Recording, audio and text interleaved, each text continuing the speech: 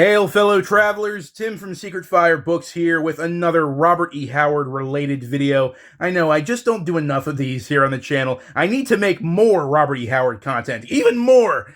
I've made this video for two reasons. For one thing, I have this nice stack of comic books that I just picked up.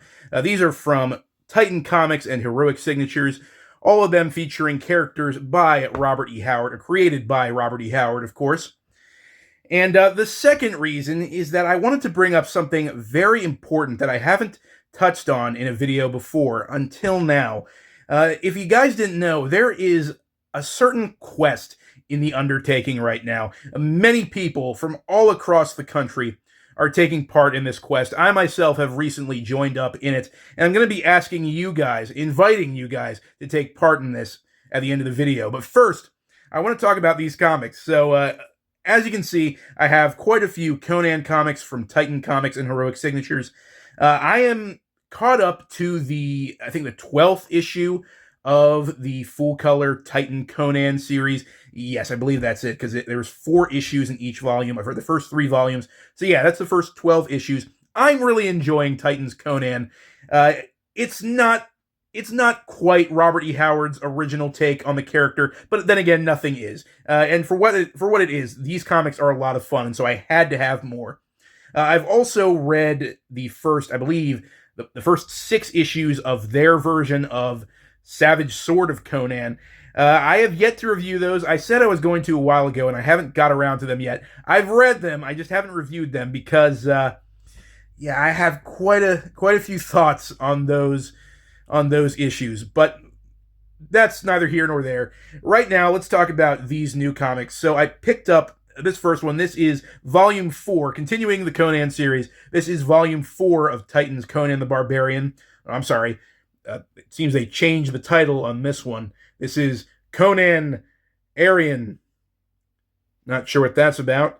But anyway, this volume is titled Frozen Faith, and it contains Titan Comics' version of the Robert E. Howard story, The Frost Giant's Daughter, which is one of the best Conan stories, in my opinion.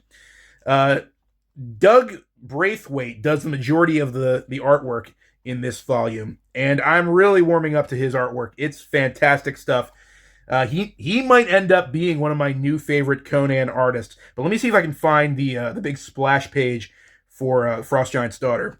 Well, I should mention that when they get to that issue, they actually title this specific issue Gods of the North, which, if I remember correctly, that was the alternate title that Robert E. Howard gave to this story the first time he published it. Originally, he wrote it as a Conan story titled The Frost Giant's Daughter. He sent it in to Weird Tales, and they rejected it. And so he changed the story around a little bit. He removed Conan as the main character. He retitled it Gods of the North, and he had it published in another magazine.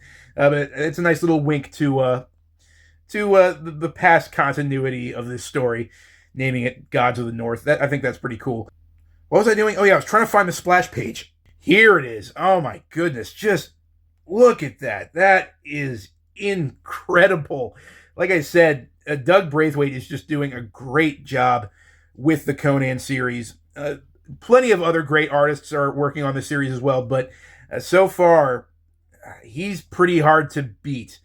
Yeah, I'm excited to get into that. I'm also excited to get into the volume that comes immediately after that, Conan Volume 5, Twisting Loyalties. We got a nice cover by Roberto Della Torre, who's also doing great work for this series. There are a bunch of different artists who work on the issues in this volume. I actually really like that back cover with Conan all beaten and bloody with a leopard or a panther about to pounce on him. That looks awesome. Now, the thing is, from what I've noticed, it seems like they are jumping all over the Conan timeline with this series, which I like. That's how you're supposed to do it. That's how Robert E. Howard did it.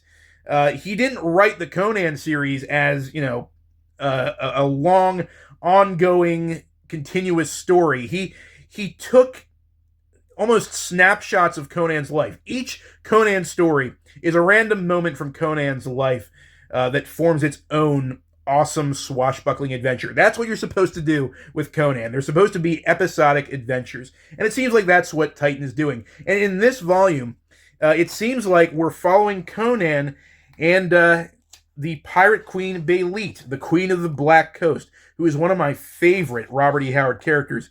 It seems like we're following them around as they get into some skullduggery and some thieving antics. I don't know. It looks like it's going to be a lot of fun, these issues. I can't wait to check them out.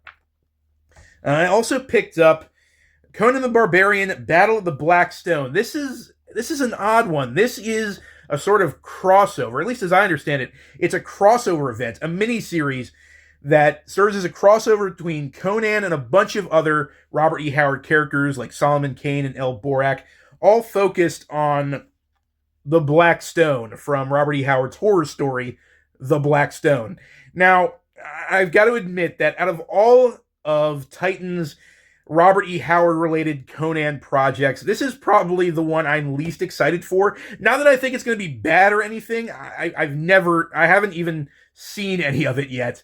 But yeah, it's a crossover event. That's a very modern comic booky Marvel Universe kind of thing to do to Robert E. Howard's fiction. So I don't know if I'm totally behind it. But like I said, it could be really good. I don't know. You know, there's a bunch of characters on the back there. There's Conan, Solomon Kane, Dark Agnes, and Brissa, the Pictish warrior, who was introduced in the first volume of this series. From what little I've seen of the art, it does look pretty darn cool.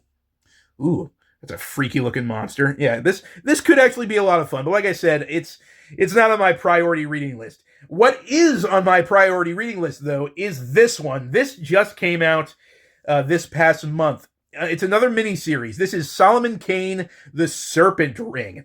Now, this 4-issue mini-series was written and illustrated by Patrick Zircher, who did some really great work in Titan's Savage Sword of Conan comics. So like I said, I have some reservations for their version of Savage Sword, but Patrick Zircher's version of Solomon Kane that he did for a 3-part story that took place in the first 3 issues of that magazine was fantastic. I really, really liked his black and white artwork, and so I'm excited to see what he'll do with a full color story.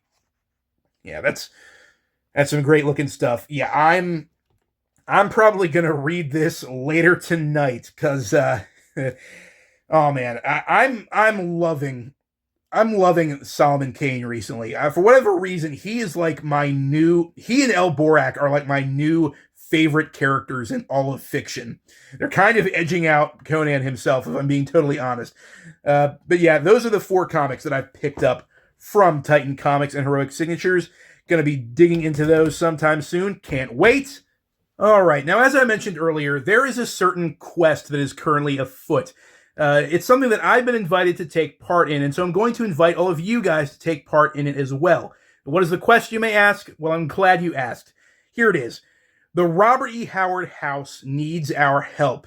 For context, Robert E. Howard, the amazing pulp writer who gave us characters like Conan the Barbarian and Solomon Kane, grew up in a tiny little town in Texas called Cross Plains in a little kit house that his father, Dr. Isaac Howard, purchased out of a literal Sears catalog. I didn't know you could do this until recently. Apparently, back in the early 20th century, it was kind of a trend to purchase these little tiny kit houses that you could have built for fairly cheap, fairly quickly. So it's in this house that Robert E. Howard wrote all of his amazing fiction, and it's also the place where he spent the latter half of his tragically short life. Now, I bring up the fact that this house was very cheaply built because, as far as I understand it, kit houses from the early 20th century were not the most high-quality dwellings. They weren't exactly built to last, and so over the course of 100 years or so, the house has really deteriorated. Despite the best efforts of Project Pride, an organization that was put together in the 1980s to preserve the house and convert it into a museum, there's still a lot of damage to that old house. And recently, part of its foundation has begun sinking into the ground and warping portions of the house. And if you know anything about houses, you know that once the foundation of a house goes, the rest of it goes with it. And we don't want that to happen to the Robert E. Howard house. It's not just the place where he grew up. It's not just the place where he wrote his stories. It is a part of literary history, and we want to preserve history. So recently, the Robert E. Howard Foundation, which is another awesome organization, they've been doing some great videos here on YouTube as well. They have teamed up with Project Pride to start a fundraiser. They are currently trying to raise $100,000 to put towards repairs of the Robert E. Howard house. The last time I checked their website, they were a little over 25,000. So they're over a quarter of the way there. There's still quite a ways to go. They still have quite a bit of money to raise. But that's where you guys come in. I want to challenge you guys to do your part. Every little bit counts. If you've been affected in some way by Robert E. Howard's fiction, if you're a fan of his stories and his characters, even if you just read the comics or just watched the movies, please consider donating to this fundraiser. We want to protect the Robert E. Howard house, people. I know that a lot of other people here on the booktube space have been doing their part to contribute to this fundraiser as well. A couple weeks ago, my friends Chris from Liminal Spaces and Jake from Pulp Mortem actually went on a road trip together to the Robert E. Howard house. They toured the museum, they took some videos, and I know that they've been helping out with the fundraiser. I'll leave a link to the videos that they made in the description as well, along with the link to the fundraiser's website. Guys, like I said, we want to preserve Robert E. Howard's legacy. We want to preserve this piece of literary history. So check out the fundraiser, check out that link in the description, and give as much as you want. You can customize the amount of money that you give. Every little bit counts, like I said. But that's all I'm going to ask of you guys. Until next time, as always, farewell, keep reading, and remember, if you don't contribute, Solomon Kane will come for your soul. Just kidding. Bye, guys.